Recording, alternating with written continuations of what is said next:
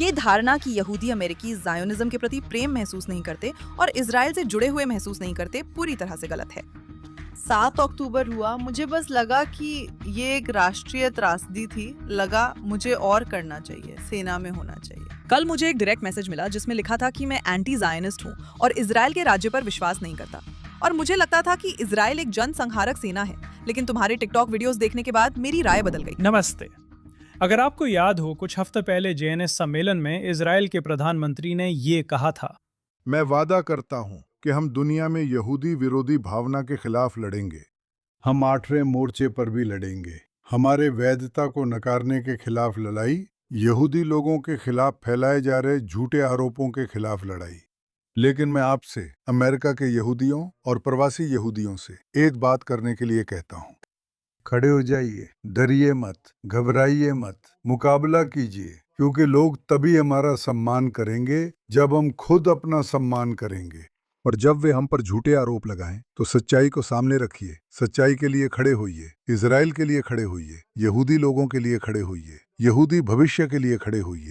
प्रधानमंत्री ने जो कहा उसे सुनकर मुझे लगता है कि ये आपके ध्यान में लाना जरूरी है कि ऐसे लोग हैं जो उस 7वें मोर्चे पर लड़ रहे हैं, सूचना के मोर्चे पर, या 8वें मोर्चे पर, सूचना के मोर्चे पर।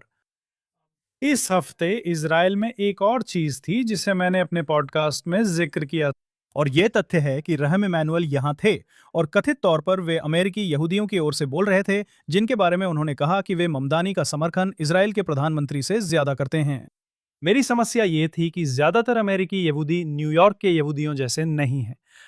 यहाँ तक कि न्यूयॉर्क के यहूदी भी अमेरिकी यहूदियों की भावनाओं का सही प्रतिनिधित्व नहीं करते, क्योंकि यहाँ इजराइल में हम देखते हैं कि बहुत सारे अमेरिकी यहूदी यहाँ आते हैं, घूमने आते हैं, लेकिन साथ ही अपने बच्चों को भी यहाँ भेजते हैं ताकि वे इजराइल रक्षा बलों में सेवा करें और इजराइल के लिए लड़ें। और ये कोई ऐसी बात नहीं है जिसे हम हल्के में लें। मुझे लगता है यही दिखाता है कि अमेरिकी यहूदी इजराइल को लेकर क्या महसूस करते हैं। इन दोनों उद्देश्यों के लिए मैंने सोचा कि मैं आपको एक युवा महिला से मिलवाऊंगा जिन्हें कई लोग पहले से फॉलो कर रहे होंगे, जिन्हें मैंने 3 साल पहले युद्ध शुरू होते ही खोजा था। उनकी सोशल मीडिया पोस्ट्स में उन्होंने बताया था कि वो युद्ध शुरू होने से सिर्फ 1 हफ्ते पहले इजराइल आई थीं और आईडीएफ में रहते हुए कैसा महसूस करती थीं। तो आज मेरे साथ यहाँ हैं गोल्डा डाफना, जो एक इजरायली हैं, एक अमेरिकी हैं, जिन्होंने इजराइल में आकर बसने का फैसला किया।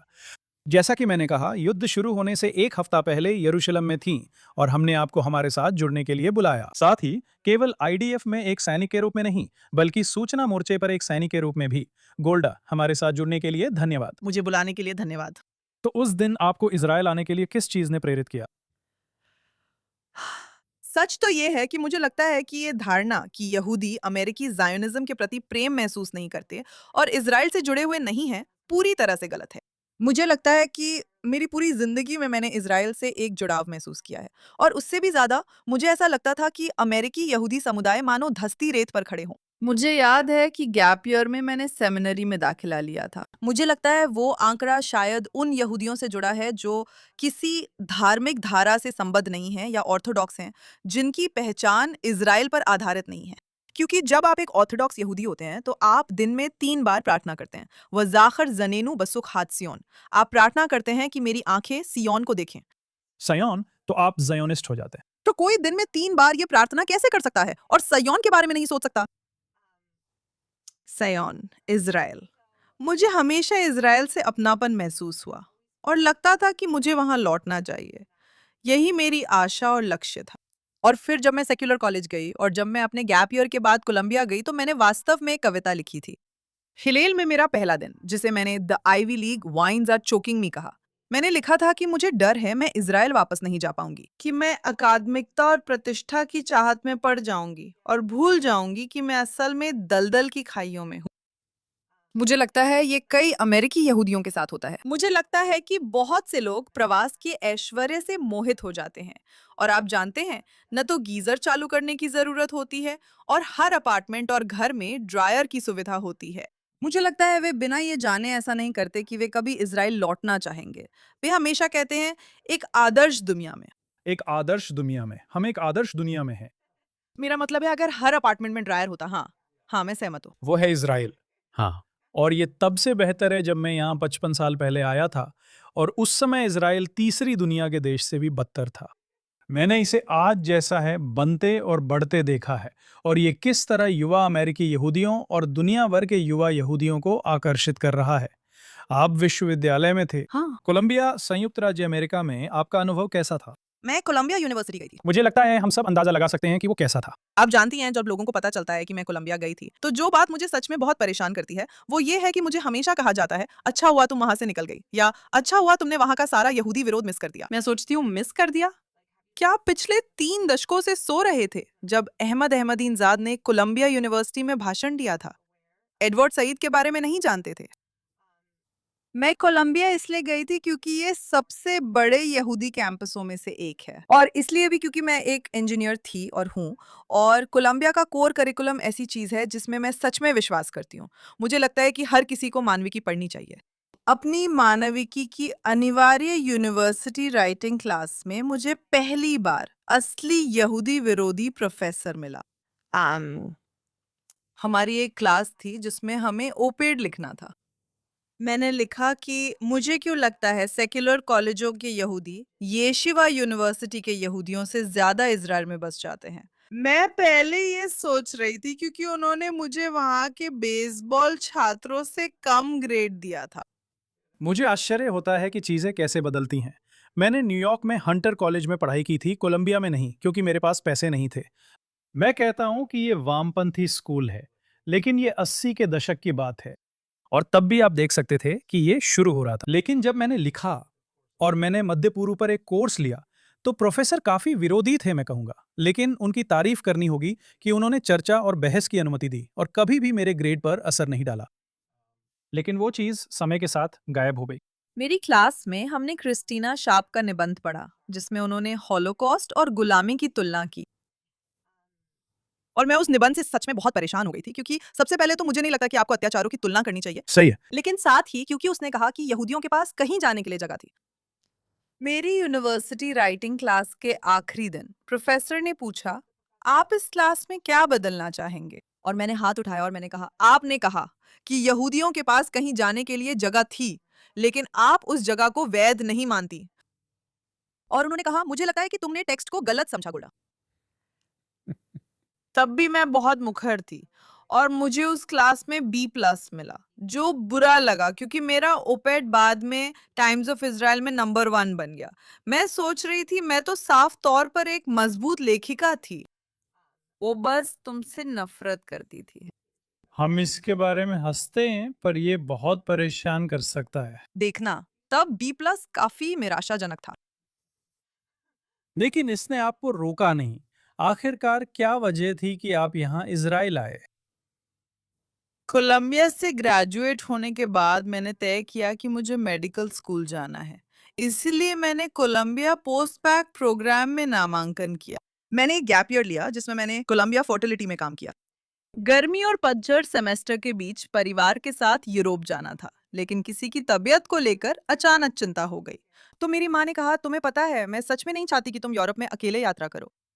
मैं वादा करती हूँ कि हम सब फैमिली वेकेशन पर जाएंगे, बस इसकी जगह इजराइल चलते हैं। मैंने माँ से कहा, मैंने इजराइल कई बार देखा है, मैं बिगड़ी हुई बच्ची लग रही हूँ। मैंने कहा, मुझे सच में पसंद है। जब मैं गई थी तो मैं इजराइल गई थी, और मुझे लगता है कि मैं सच में इजराइल जाने से डर रही थी, क्योंकि जब आप इजराइल जाते हैं तो कुछ होता है, जैसे आपको अपनी प्राथमिकताएं और पहचान याद आती है। मैं ओडियन में अपनी आंटी के यहाँ से बस में तेल अवीव जा रही थी। बस नहीं, मैं ट्रेन में थी, और मैंने खिड़की से बाहर देखा और मुझे पहाड़ियाँ दिखी, और मैंने सोचा, मैं क्या हूँ? मैं क्या हूँ? मैं न्यूयॉर्क में क्या कर रही हूँ? मैं इस पोस्ट बैक में क्या कर रही हूँ? फ्रेशमैन बीच पर मैंने कोलंबिया पोस्ट बैक छोड़ दिया और तय किया कि 1 महीने में न्यूयॉर्क का अपार्टमेंट पैक कर तेल अवीव चली जाऊंगी। हाँ, ये सुनकर अच्छा लगा, क्योंकि इसने मुझे याद दिलाया जब मैं छोटा था, मेरे माता पिता यहाँ आकर बसे थे। मैं 10 साल का था, तो मैं एक लड़का था। लेकिन इजराइल से वो जुड़ाव, मुझे याद है कि मैंने भी कुछ वैसा ही महसूस किया था जैसा आपने अभी कहा, जब मैंने पुराने शहर की दीवारें देखी थीं। और बस मैंने कहा, ये मैंने एक बच्चे के तौर पर महसूस किया था। ये कमाल की बात है कि आपने वहाँ जो ये कड़ी जोड़ी, क्योंकि मैंने कभी इस बारे में नहीं सोचा था। लेकिन जब आप इसका जिक्र कर रहे हैं, मुझे वो पल याद आ गया जब मैंने यहाँ जुड़ाव महसूस किया था। ये तब की बात है जब हमें यहाँ आए 1-2 साल हो चुके थे। अचानक वो पल मेरे लिए खास बन गया। हैरानी होती है कि छोटी चीजें कितना असर डालती हैं। मुझे याद है मैं वापस अपनी एयरबीएनबी गई थी, फिर मेरा एक एयरबीएनबी था तेल अवीव में, और मुझे याद है मैं वापस गई और मैं अपने एयरबीएनबी में अंदर नहीं जा पाई। उस वक्त मैं अपनी सबसे अच्छी दोस्त से फेस टाइम कर रही थी और मैं ऐसे थी, मुझे लग रहा था कि मुझे अलिया करनी चाहिए। जैसे इससे पहले मैं सोच रही थी मैं क्या कर रही हूँ, और मैं अंगूर का एक डिब्बा पकड़े हुए थी। मैं एयरबीएनबी के मालिक को कॉल कर रही थी, वो मुझे अंदर नहीं आने दे रहा था। मैं फर्श पर बैठी थी और वो मुझे कॉल कर रहा था। वो कह रहा था ये इसलिए है क्योंकि तुम नशे में हो, और मैं कह रही थी मैं नशे में नहीं हूँ, सच में मैंने कुछ भी नहीं पिया है। वो पल था जब मुझ पर टूटी-फूटी इंग्लिश में चिल्लाया गया और मैं अपने एयरबीएनबी में नहीं जा पा रही थी। मैंने एम्पोम से महंगे अंगूर खरीदे, फिर भी मुझे लगा ये मेरा घर है और मैं यहाँ से जाना नहीं चाहती। सबसे बुरे पल में भी यहाँ इजराइल में दुनिया की किसी भी जगह से बेहतर महसूस होता है। हाँ, और तेल अवीव की सड़कों पर चलना, जैसे मैं न्यूयॉर्क के अपर वेस्ट साइड में रहती थी। मैं कोलंबिया गई थी और वहाँ सच में बहुत खतरा था। न्यूयॉर्क के अपर वेस्ट साइड में अपराध होता है। वहां एक लड़की रात में अकेले नहीं चल सकती, जबकि तेल अवीव में पूरी तरह सुरक्षित महसूस होता है। ये बिल्कुल अलग अनुभव है। तो यहाँ आना और इजराइल आकर अलिया करना एक बात है। आपने तो आसान रास्ता नहीं चुना। आपने आईडीएफ में शामिल होने का फैसला किया जब आप 18 साल के नहीं थे। नहीं, वो सच में बहुत मुश्किल था, वो बहुत कठिन था। सबसे पहले मैं खुद को बहुत बहुत खुशकिस्मत मानती हूँ, क्योंकि मेरी सोशल मीडिया की वजह से हर दिन लड़कियां मेरे पास आती हैं और कहती हैं मैंने आपकी वजह से भर्ती ली। मेरा मतलब है मैं आपकी वजह से बाहर आऊंगी, सच में। हर हफ्ते कम से कम एक बार ऐसा होता है और मेरे डीएम्स हमेशा आर्मी से जुड़े सवालों से भरे रहते हैं और मुझे बुरा लगता है, लेकिन मैं इतनी मजबूत नहीं बनी हूँ, तो मैं हर किसी के सवालों का जवाब देने के लिए सक्षम नहीं हूँ।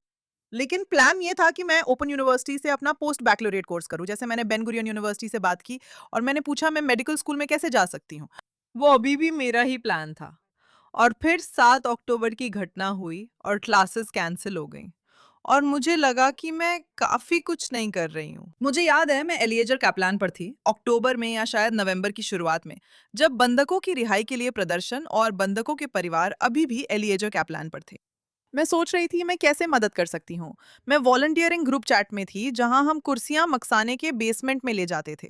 बस यही सोच रही थी कैसे मदद करूँ। किसी ने कहा पीले रिबन गाड़ियों पर बांध दो।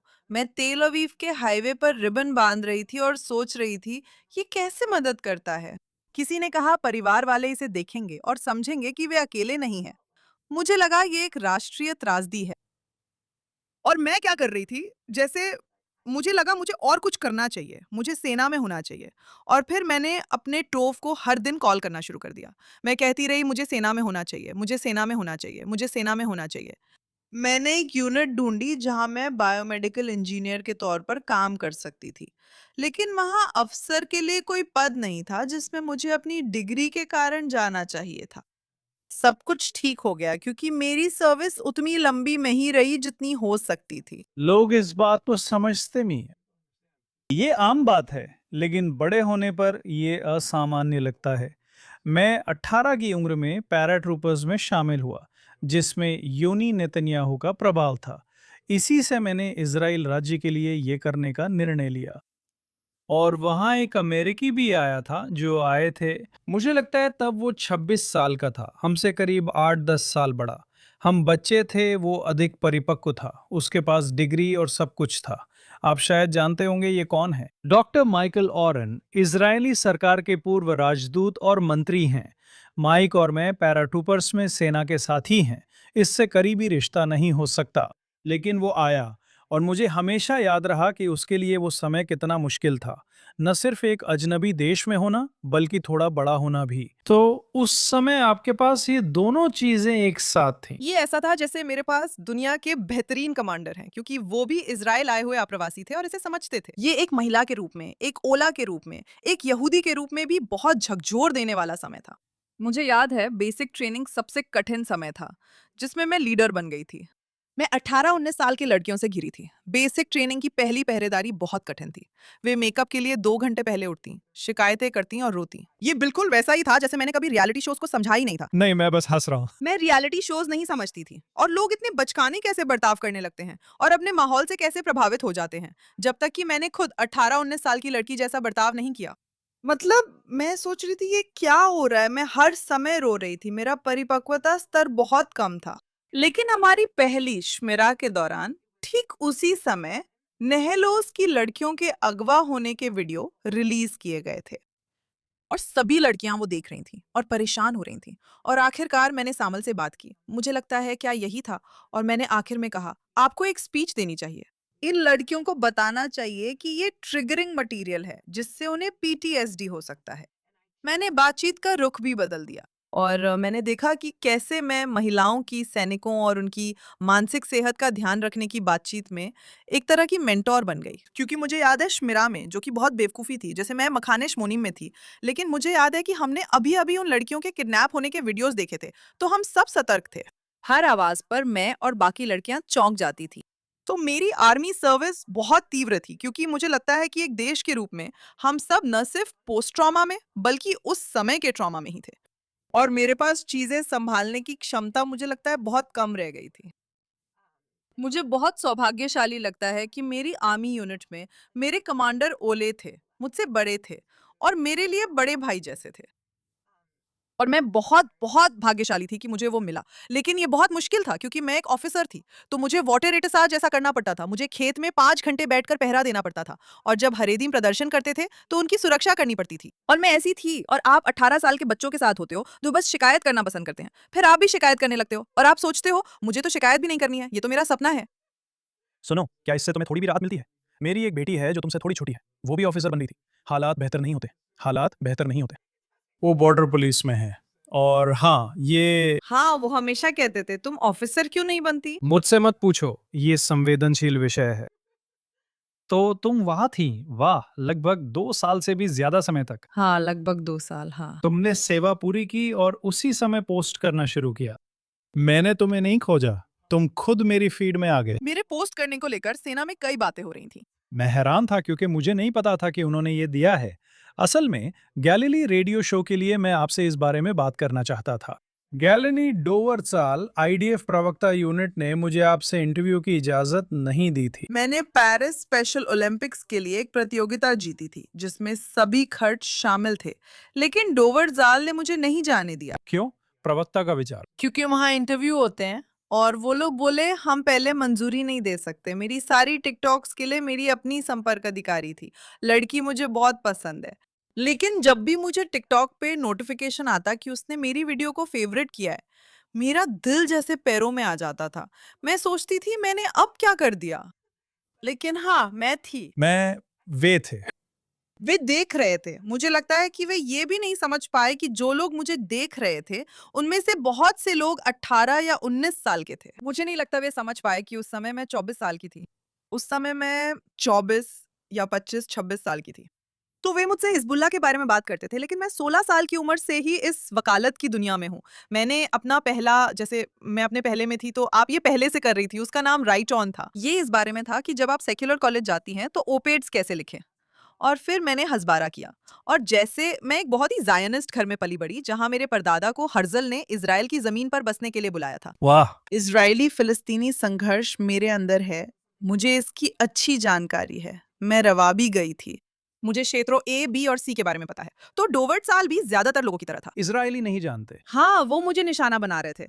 मैं सोच रही थी, मैं कोलंबिया से पढ़ी हूँ। मुझे नहीं लगता हज़बरा का मतलब ये है कि सुरंग 4 मीटर बाय 6 मीटर है।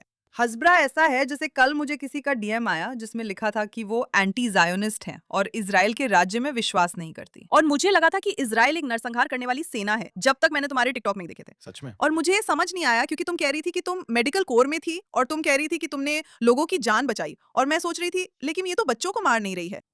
तो हज़बरा ऐसा नहीं है जैसे ये इन्फोग्राफिक्स या माइक पकड़ के बोलना।